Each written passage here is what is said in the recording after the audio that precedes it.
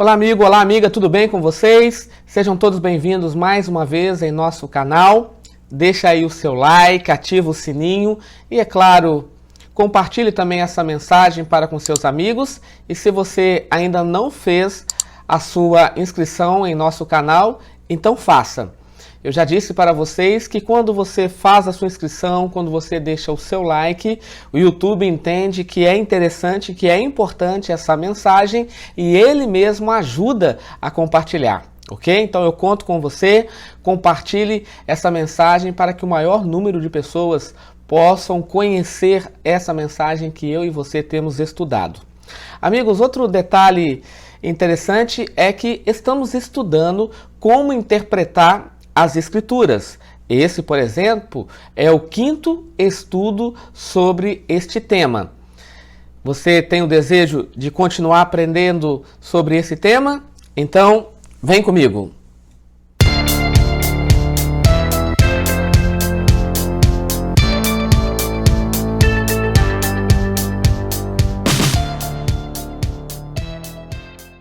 Ok, amigos, você já percebeu que estamos utilizando o método histórico de compreendermos as Escrituras. Só que detalhe, é o método histórico-gramatical.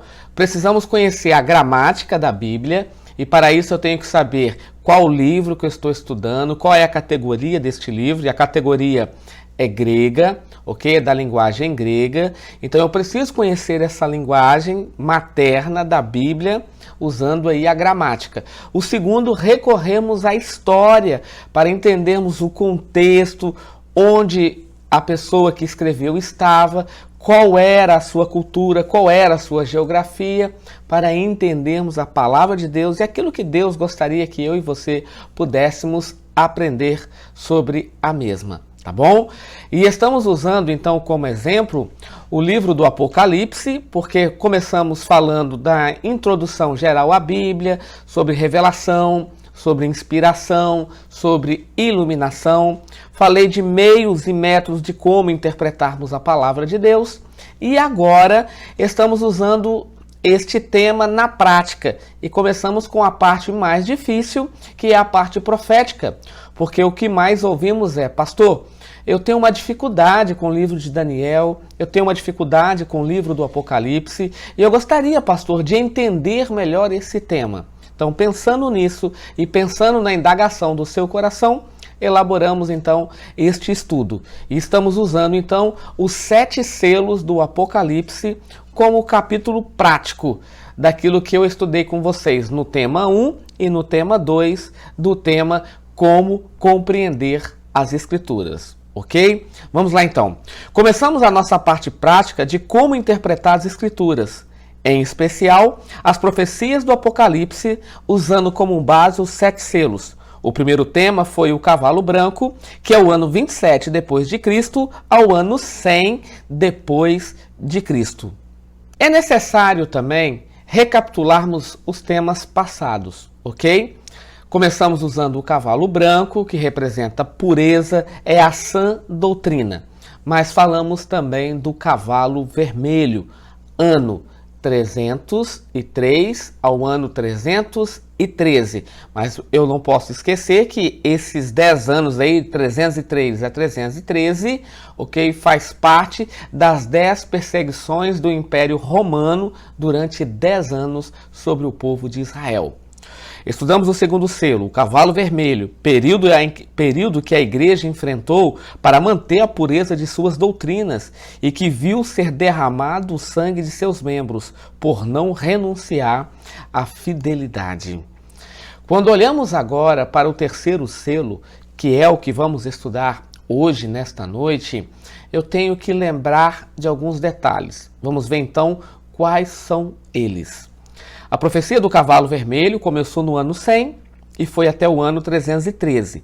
Dentro deste período, temos aí os 10 anos de perseguições, que começou no ano 303 e foi até 313. 10 anos de perseguições dos imperadores romanos sobre os cristãos. O terceiro selo começa com o imperador romano que se declara cristão, no caso aqui, Constantino. Ele assina um decreto conhecido como Edito de Tolerância de Milão, assinado no dia 13 de junho do ano 313. E eu coloco aí para você um quadro, ok, do Edito de Milão, assinado então por Constantino.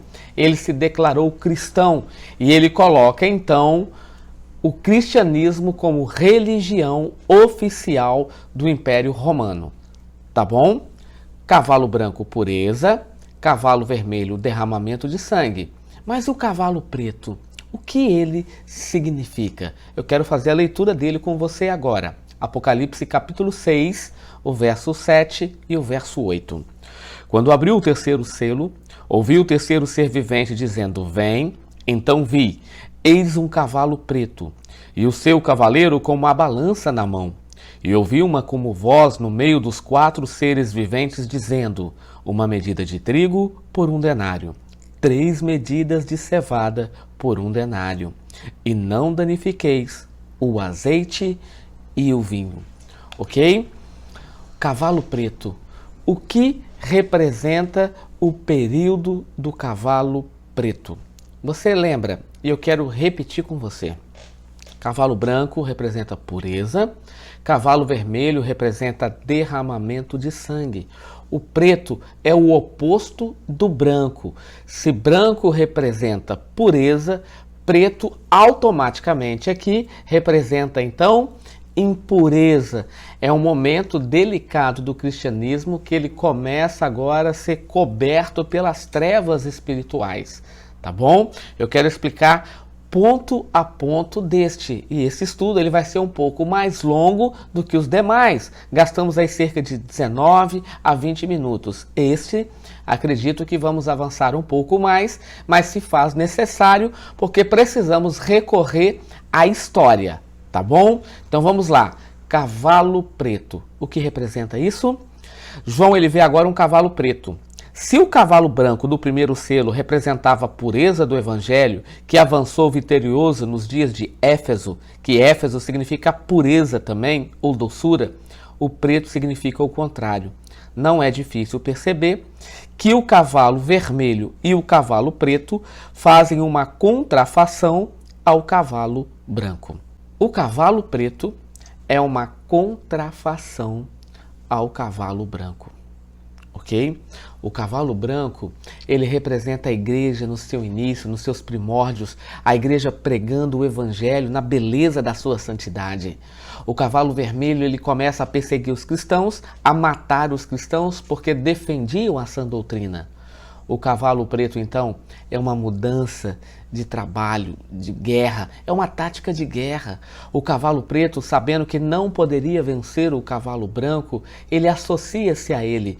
E ele, então, agora começa a contaminá-lo, a prejudicar a sã doutrina. Essa é a função do cavalo preto. Dentro desse período, nós temos a união do Estado com a religião. Lembra que eu falei do Edito de Milão? Quando Constantino se declarou um imperador cristão, esse imperador, então, ele faz algo inusitado. Ele une o Estado com a religião. O Edito de Milão oficializou o cristianismo como religião do Estado. Se o cristianismo havia conquistado Roma, agora Roma conquistava o cristianismo. Qual foi o resultado? O resultado? Várias doutrinas pagãs penetraram na igreja cristã. Foi um período de trevas morais, por isso o cavalo preto. A apostasia e erros doutrinários. Lembrando que o período do cavalo preto faz eco ao período da igreja de Pérgamo, ano 313 a 538. Isso está no livro do Apocalipse, capítulo 2, Apocalipse capítulo 2, o verso 12 e o verso 15. Lembra que eu coloquei que as igrejas fazem paralelos aos 4 selos, ok? A primeira igreja, Éfeso, faz paralelo ao cavalo branco. A segunda igreja, a igreja de Esmina, faz paralelo ao cavalo vermelho com a profecia do capítulo 2, verso 10. onde diz que 10 dias de perseguições, mas ser fiel até a morte, e dar-te-ei a coroa da vida.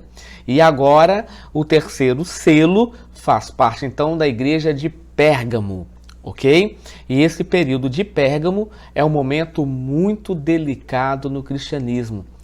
Dentro desse período, nós temos vários resultados negativos, porque a palavra de Deus foi manchada e as trevas cada vez mais cobriam a terra. O resultado, doutrina de Balaão e doutrina dos Nicolaítas. Quem foi Balaão? Ele aparece no livro de Números, capítulo 25. Ele foi contratado por um rei chamado Baraque. Baraque tinha o desejo que o povo de Israel fosse eliminado, destroçado. E ele então, assustado, porque Deus abriu o mar vermelho, Deus alimentava esse povo, Deus se manifestava através de uma bola de fogo, de uma nuvem. Deus era visível tanto para o povo de Israel quanto para os inimigos de Israel. E Baraque, sabendo disso, ele chama um profeta chamado Balaão, e ele pede então que Balaão pudesse amaldiçoar o povo de Israel, e Deus disse: Balaão, como pode amaldiçoar aquilo que eu tenho abençoado? E Balaão ele fez de todas as formas para que Deus pudesse amaldiçoar o seu povo. Até que Balaão então desiste. Mas ele então agora tem um plano instigado, inspirado por Satanás. Ele chama o rei Baraque e disse: chame as mulheres midianitas. Peça a elas para que tirem as suas roupas e desçam tocando tamborim.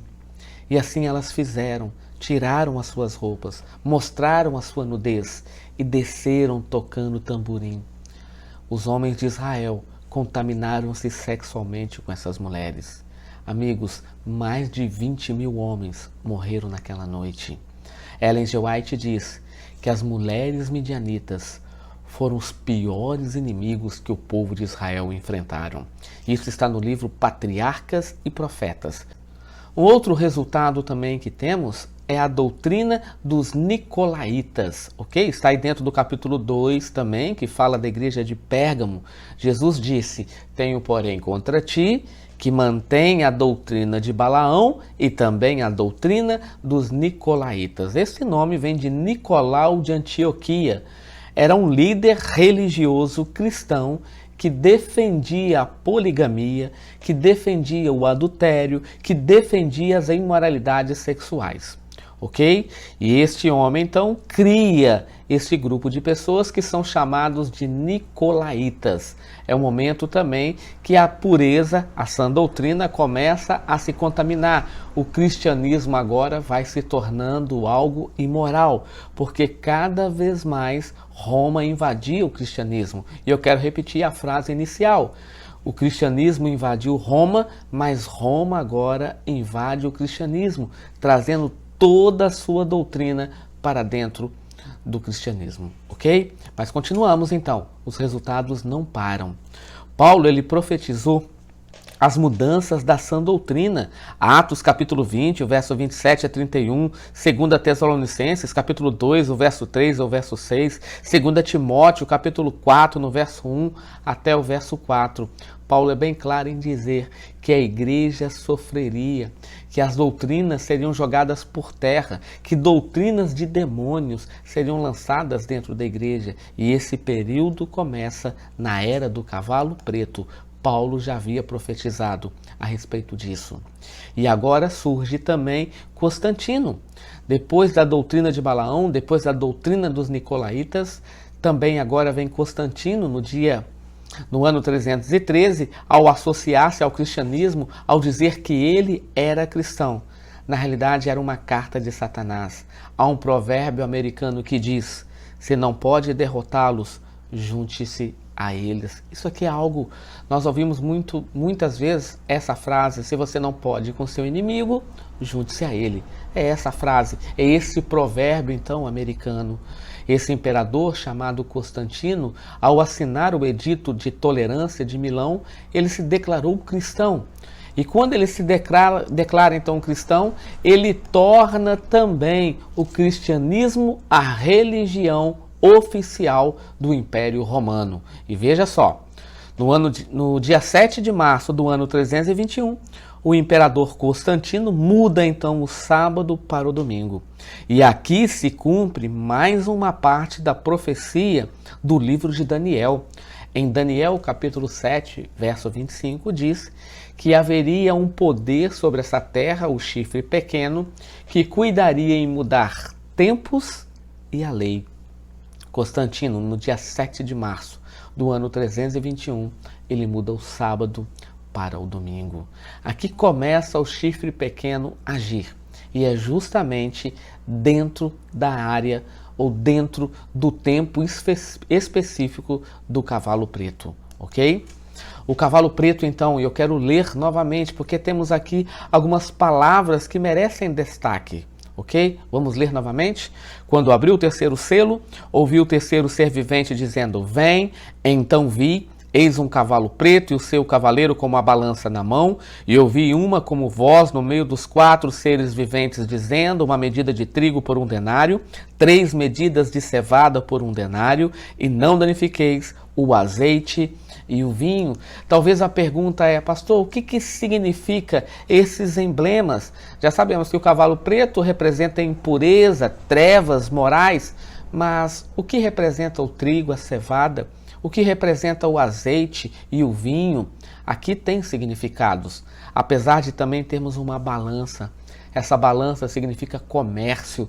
O comércio agora invade o cristianismo. O comércio agora, pessoas são vendidas. Amigos, as pessoas são escravizadas em nome da fé, vendidas em nome da fé, escravizadas em nome da fé. Tudo dentro desse período negro, conhecido como a Era do Cavalo Preto, ok? Vamos então interpretar o que significa o trigo e a cevada. O trigo é símbolo do evangelho puro, da palavra de Deus. Isso está em Mateus capítulo 13, 24 a 43. Já a cevada, ela se parece com trigo, mas é um alimento bem inferior. Nos tempos de Roma, servia para alimentar os pobres, ao passo que o trigo era o alimento dos nobres. A cevada, então, ela representa doutrinas parecidas, mas são falsas. Havia em abundância, mas o trigo, a doutrina pura, estava em escassez. Entendeu? O trigo representa a doutrina pura. A cevada representa doutrina suja, uma doutrina contrária à sã doutrina. Lembra da parábola que Jesus conta do semeador? É justamente isso. O cavalo branco semeia a boa semente. O cavalo vermelho faz de tudo para que essa semente não possa frutificar. Mas o cavalo preto, ele contamina, ele coloca suas ervas daninhas para que as pessoas não enxergassem a beleza do evangelho. É isso que o cavalo preto faz. No livro de 2 Coríntios, ou na carta de Paulo a 2 Coríntios, no capítulo 4, verso 4, ele diz que Satanás cegou o entendimento dos incrédulos para que a luz do evangelho não resplandeça na vida deles. Perceberam? É isso que o diabo faz. Ele cega. O cavalo preto representa um momento que as pessoas estavam cegas. As pessoas não tinham acesso à palavra de Deus.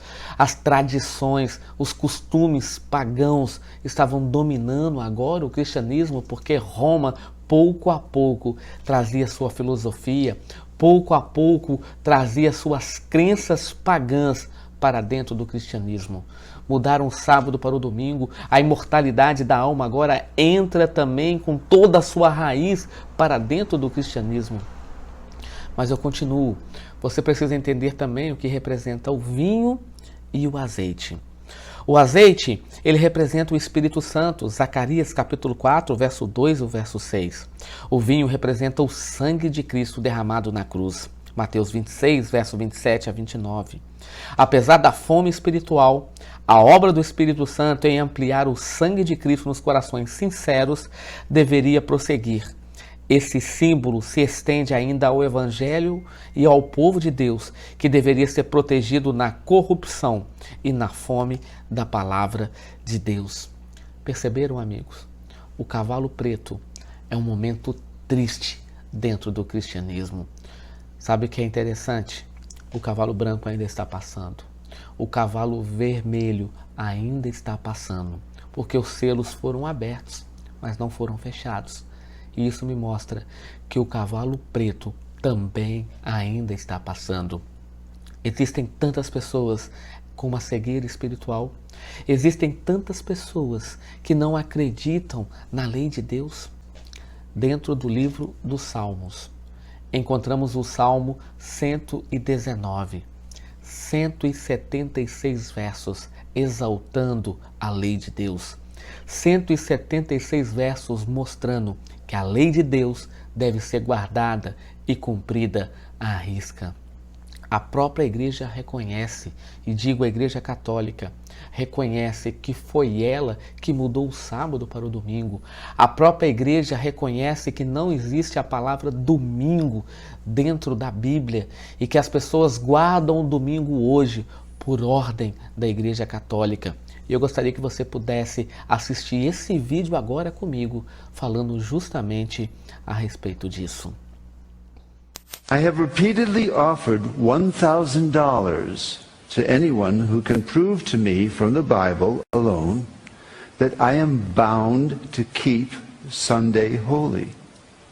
There is no such law in the Bible. It is a law of the Holy Catholic Church alone. The Bible says, "Remember the Sabbath day to keep it holy." The Catholic Church says, "No. By my divine power I abolish the Sabbath day and command you to keep holy the first day of the week." And lo, the entire civilized world bows down in reverent obedience to the command of the Holy Catholic Church. T. N. Wright, CSSR, in a lecture at Hartford, Kansas, February 18th, 1884.